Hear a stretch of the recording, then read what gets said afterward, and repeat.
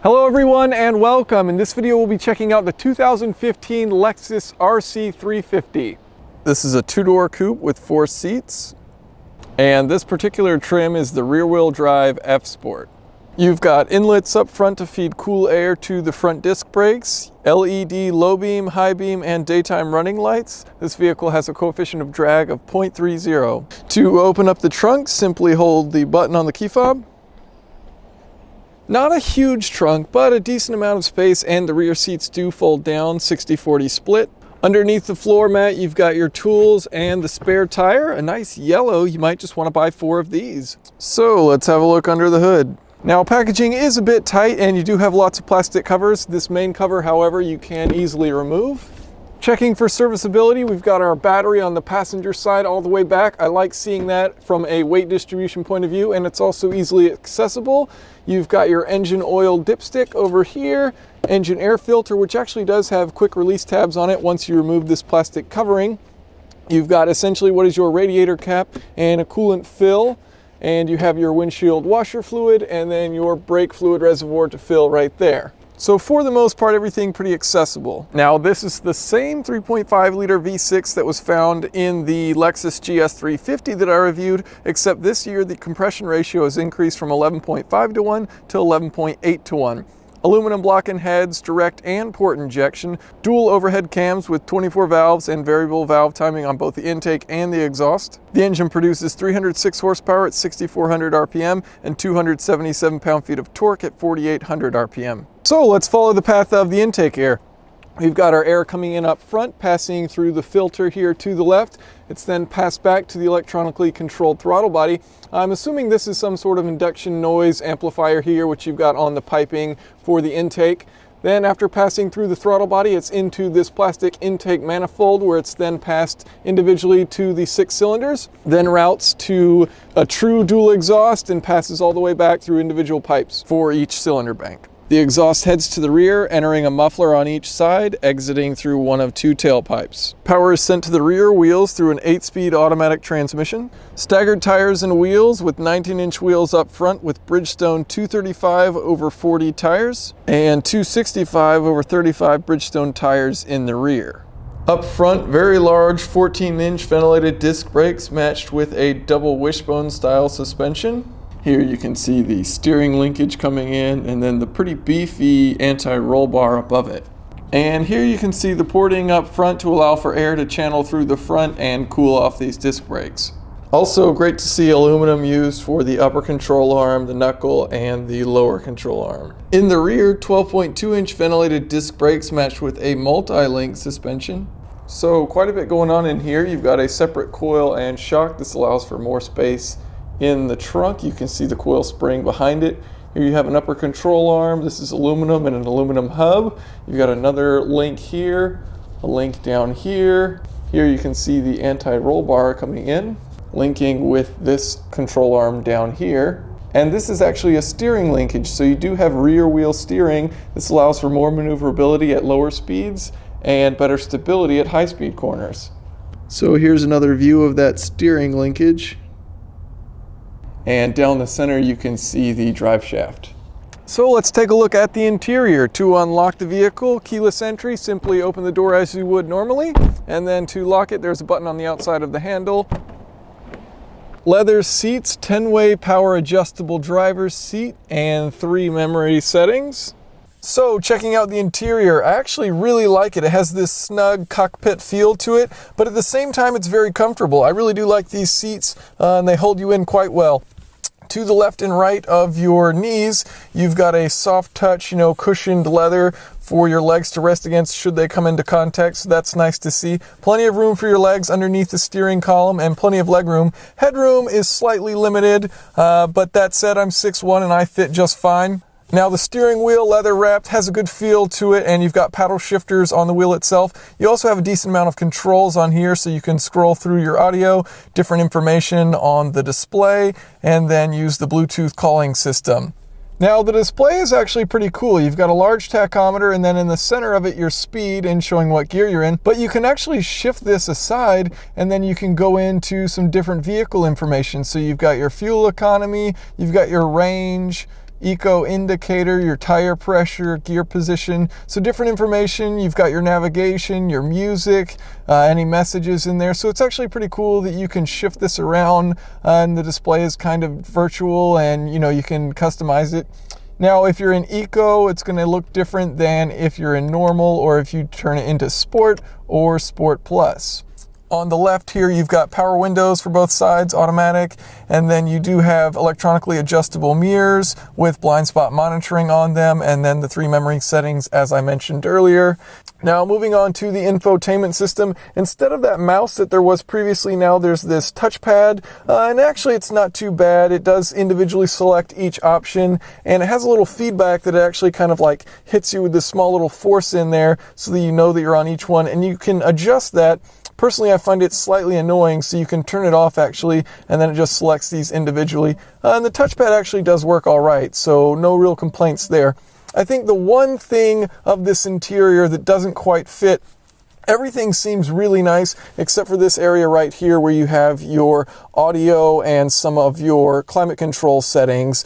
And I don't mind actually these volume knobs here and the temperature scrolls to turn the temperature up or down. You kind of just slide up or slide down. It actually works quite well, but some of these buttons just kind of feel cheap, and it's got this hard plastic to it, so not the greatest feel to it. That said, everything else about the interior is actually really, really nice. And these buttons down here, you can change between different settings. So you've got eco mode, and that's going to have a softer suspension setting, as well as it'll keep the transmission in higher gears. And you're also going to reduce the throttle, so the throttle mapping is less aggressive. As you press in the accelerator pedal more, it'll have less throttle opening, versus if you go over to Sport or Sport Plus, these are going to adjust the suspension, so the Sport Plus is going to firm it up a bit and actually firm up the steering as well, and also make the throttle more responsive, so as you push in a little bit, it'll open the throttle a little bit more. You can also turn off your traction control and stability control using this button here. You've got heated and cooled seats up front with 3 different settings, so that's nice to see. Leather seats have a smaller temperature range of being comfortable, but when you can both heat and cool them, they're actually really nice. As far as storage goes, you've got a little bit here on the left. You have a pretty large center console, which you've got 2 USB ports and an auxiliary audio input, as well as a 12-volt outlet. And then you also have the glove compartment as well. Power moonroof up top, and now let's discuss visibility. So looking out the front, visibility is not too bad. The sides, it's a little narrow, but not too bad. Checking your blind spot, no, you can't do that, so you're going to have to use the mirrors here, but they do have blind spot detecting, so you can see when there is someone in your blind spot, and you can always lean forward and look back if you really need to. And then checking out the rear, somewhat limited rear view, but you also do have a rear camera when you're in reverse. And I actually really like this mirror here, the kind of frameless mirror that design is becoming a little bit more popular, and I really like it not having that big black outline around it. Kind of looks tacky, so good to see this. I really like this rear view mirror. Now, the audio system in this is probably my favorite of the vehicles I've tested, along with the GS350. The Mark Levinson audio system, 17 speakers, 835 watts, and it's absolutely phenomenal. You don't have any rattling of any of the panels in here, just a really rich, crisp audio, and I love it. Fantastic audio in this car. And overall, I'd say the quality of this interior is very high. Okay, so sitting in the rear, I can do this. We're going to move this forward. Oh, that's nice. This is just magnetic. Very cool. And crawl back here.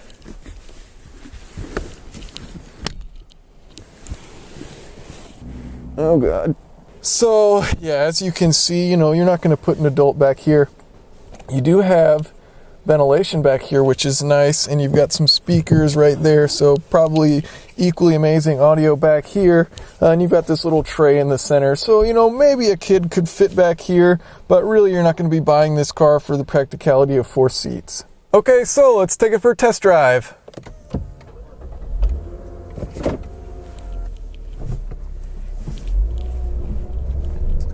Now, driving the RC350 after having driven the GS350, I'm actually quite a bit surprised at how similar the two vehicles feel, and that's both good and bad. Now, the bad is that it's not quite as sporty as you might think it would be, converting over to this coupe where you're rear-wheel drive and, it's a little bit lighter, and I would have the assumption that it would feel quite a bit sportier, maybe be a little bit quicker. Actually has the same 0 to 60 5.8 seconds, and I was testing the all-wheel drive GS350 versus this is rear-wheel drive. It's about 250 pounds lighter than that GS350 I was testing, so you would think it would be a little bit quicker, but it's actually not. Now this car weighs 3,750 pounds, and you can feel it. I mean, it's got amount of heft to it, so when you put your foot down, it takes a little bit for it to get going. And the engine is strong, I'll give it that. It doesn't have a ton of torque down low, but that's what gears are for. So this has an 8-speed automatic transmission, which when you leave it in automatic mode is actually fine. When you put it into manual mode is when you start to feel like, well, it could be better. So if I do switch it over to manual mode, the thing with planetary automatic gearboxes is they're really just not meant for paddle shifters because they just shift a little bit slower than most transmissions. So when you are in manual mode, you have a little bit of a delay between shifting gears, and it's fairly smooth, but it just takes a bit of time. And the other thing is, like, let's say you're on the highway in 8th gear and you want to drop it down to 4th. Well, it actually selects each gear on the way down. So if you go 1, 2, 3, 4, it goes 7, 6, 5, 4, and it actually takes that long to do it. It doesn't just shift from 8 to 4. So if you leave it in automatic mode and you put your foot down, it'll go right to the gear that it needs, versus if you have it in this manual mode, it's not going to select it as quick and you have to drop through the different gears. Now, if you're doing more sporty driving, then you're already going to be, within one gear of what you want, so it's not that big of a deal, but it still is kind of slow to shift gears. Now, the throttle pedal feel is pretty good, and the brakes are very strong, and it actually does have a very good brake feel to it. Nice progressive rate of resistance as you press down on it, and good strong brakes. Okay, let's get a highway pull in here, put it in Sport Plus, and foot all the way down.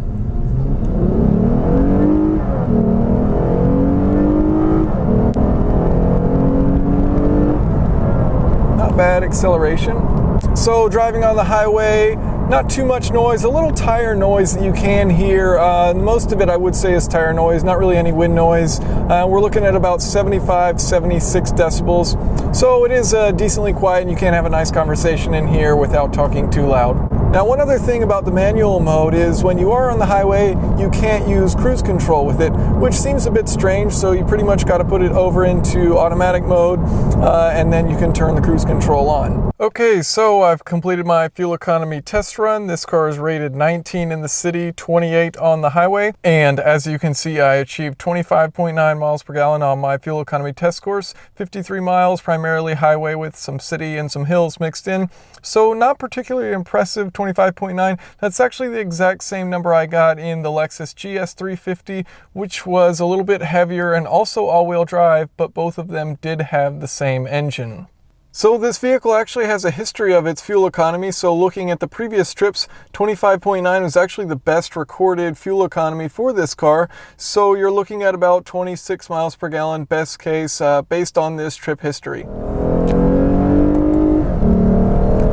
It's got a good strong engine. It's just so heavy that you don't get to really take advantage of the amount of power it does have and can put down. It does stay pretty flat in the corners, very large front anti-roll bar. So, the vehicle, the handling itself does feel pretty good for as heavy as it is. You do feel the weight in the corners, but that said, it stays pretty flat, and the steering feel is pretty good, seems pretty precise, and goes exactly where you point it. Now, this does have rear wheel steering, so at higher speeds, the rear wheels are going to point in the same direction as the front, and at lower speeds, they'll give you a little bit more agility and more turning radius. And I won't say that I can feel it, because I can't. If I were to drive this and no one told me that the rear wheels steered, then I wouldn't know. But it does give you a better turning radius at low speeds, and it gives you better stability at high speeds. So overall, if you're looking for a GS350 that's more sporty, I don't necessarily think this is it. You know, it's pretty heavy, it's not all that quick to accelerate, and it would be nice if there was a different transmission option, a dual clutch or a manual to be able to select your gears and also have quicker shifts. Also, there's not really any fuel economy benefit to this RC350 over the GS350, even though it's a lighter car. Now, if you want a GS350 that's a two-door, a little bit sportier, and a little bit lighter, then this could make sense. It's a very comfortable ride. I really like the interior, and I really like the exterior as well.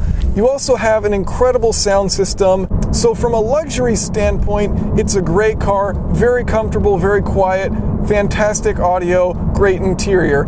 If you want something a little bit more sporty, then it's not necessarily the greatest pick. So thank you for watching. If you have any questions or comments, feel free to leave them below.